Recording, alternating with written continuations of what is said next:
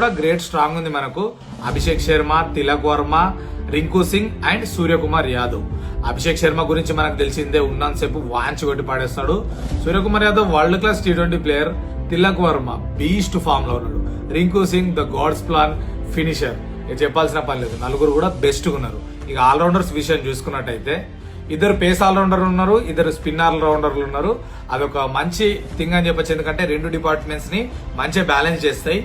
Hardik Pandya, Nitish Kumar Reddy pace ఆల్రౌండర్లు and spin allrounders వచ్చేసి మనకి అక్షర్ పటేల్ ఇంకా వాషింగ్టన్స్ ఉన్నారు. వీళ్ళిద్దరు అయితే స్పిన్ డిపార్ట్మెంట్ లో ఉన్నారు. రెండు డిపార్ట్మెంట్లు ఇక్కడ స్ట్రాంగ్ గా కనిపిస్తున్నాయి నాకైతే. పేస్ విషయానికి వస్తే మనకి ముగ్గురు పేస్ గన్స్ ఉన్నారు. హర్షదీప్ భీకరమైన ఫామ్ లో ఉన్నాడు. హర్షిత్ రాణా తెలుసు కదా, అగ్రెషన్ ఉంటది, పర్ఫార్మెన్స్ ఉంటది. మొహమ్మద్ షమి కంబ్యాక్ ఇస్తున్నాడు కదా, కుత్త చెక్ చేస్తాడు డెఫినెట్లీ. ఆ లెవెల్ బౌలర్ ఆయన, లెజెండరీ ప్లేయర్.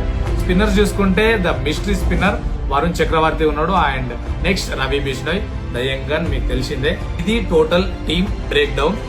ఆట చూసిన తర్వాత చాలా మంది రుతురాజ్ ఫ్యాన్స్ కి ఉన్న పెద్ద క్వశ్చన్ ఏంటంటే, అండ్ వాళ్ళకని కాదు, నార్మల్ గా అనాలిసిస్ చేసే వాళ్ళకైనా నాలాంటి వాళ్ళకైనా, again and again and again and again every time sack చేస్తున్నారు, ఇగ్నోర్ చేస్తున్నారు రుతురాజ్ గైక్వాడ్ ని.